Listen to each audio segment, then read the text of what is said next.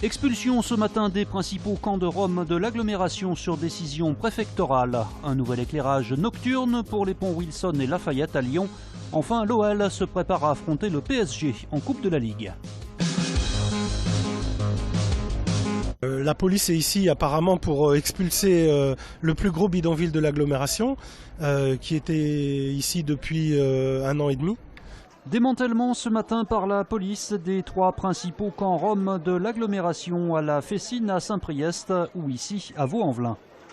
Encore une fois, la vraie réponse se trouve en Roumanie, mais il est, je crois, de temps en temps pas inutile de faire en sorte que l'état de droit soit respecté. J'ajoute qu'il était profondément choquant pour quelqu'un qui arrive dans cette ville, dans cette grande et belle agglomération, de voir en bordure d'autoroute, à la Fessine, s'installer le village tel que je l'ai découvert et que des milliers d'automobilistes le découvrent chaque jour. Ou bien on ferme les yeux, ou bien on s'occupe de ces situations. Ces situations sont indignes de la République. Certaines familles roms vont bénéficier d'un parcours d'insertion, hébergé notamment sur le site de Saint-Genis-les-Olières. D'autres se sont vus signifier des obligations de quitter le territoire. Moi, mon sentiment, c'est par rapport aux autres années et aux autres expulsions qu'on a pu voir, c'est qu'il y a un effort qui est fait de la part du nouveau préfet de ne pas trop laisser de monde sur le trottoir, puisqu'apparemment il propose des choses. Mais pour combien de temps? Si c'est pour 5 jours ou 10 jours, ou même jusqu'au mois de mars, eh ben, on va avoir une reconstitution de ces bidonvilles, parce que la nature a horreur du vide et parce que ces gens-là qui sont là depuis 5 ans ou 10 ans ne vont pas dormir sur le trottoir. La communauté juive de Lyon sous le choc après l'agression antisémite survenue hier à Marseille.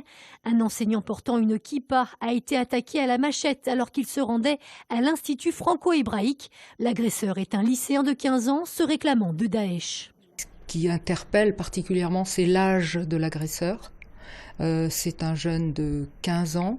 On a vu que c'était un jeune très bien encadré et intégré scolairement, plutôt un bon élève. Donc une fois de plus, ça montre à quel point on est allé loin dans l'enrôlement des jeunes. Nous sommes tous concernés. Nous sommes les cibles prioritaires, mais aujourd'hui nous voyons que tout citoyen de notre pays est une cible. On l'a vu, dans une agression comme hier à Marseille, la rapidité des forces de l'ordre est décisive. À Lyon, les militaires ne se contentent pas de garde statique devant les lieux sensibles, ils patrouillent en permanence. On est armé avec notre équipement, avec nos FAMAS, on est capable de réagir en cas d'attaque. Cependant, on est bien ici, comme tout citoyen, dans le régime de légitime défense et tout est dans une question de riposte proportionnée. Il ne s'agit pas d'utiliser son arme à tort et à travers, mais bien de savoir calmer les personnes et avoir toujours une riposte adaptée à la légitime défense et proportionnée en fonction de l'attaque.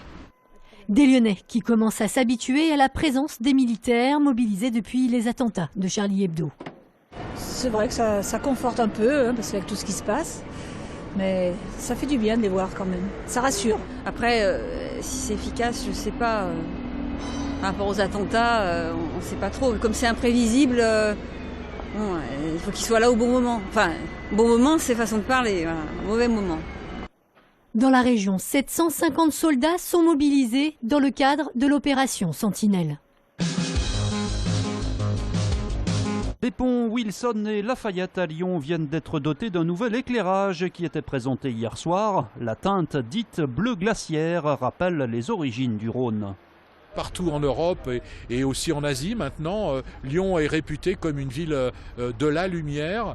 Nous essayons de faire en sorte que, au travers du réseau Lucie que nous avons créé et qui regroupe aujourd'hui une 60aine de villes de par le monde, de faire en sorte que à la fois nos pratiques, nos connaissances et nos réalisations puissent être connues du monde entier. Des réalisations qui ne sont pas forcément très gourmandes en énergie. Depuis 2001, la consommation d'électricité de la ville a baissé de 25%. Les projets sont 100% LED, alors qu'auparavant il y avait un éclairage qui existait qui était aux lampes halogènes, donc très consommatrice, très gourmande en énergie. Aujourd'hui c'est que de la LED. Ça permet d'être plus miniaturisé en termes de matériel et d'éclairer là où on souhaite éclairer. Comme sur cet immeuble de la rue de la République, doté lui aussi d'un nouvel éclairage qui devrait s'étendre à d'autres façades de l'artère lyonnaise. Après 11 buts lors de ses 2 derniers matchs, l'OL va-t-il continuer sur sa lancée? Demain soir, c'est un tout autre adversaire auquel feront face les joueurs lyonnais, la quasi imbattable équipe du PSG en Coupe de la Ligue. Jean-Michel Aulas a déclaré dans la presse que l'OL allait faire l'impasse sur ce match. Ce n'est pas la position de l'entraîneur lyonnais. On ne fera pas l'impasse sur le match de demain, on va jouer notre chance à fond. Même si on sait que c'est un match très très difficile face à une des certainement 4 ou 5 meilleures équipes d'Europe actuellement.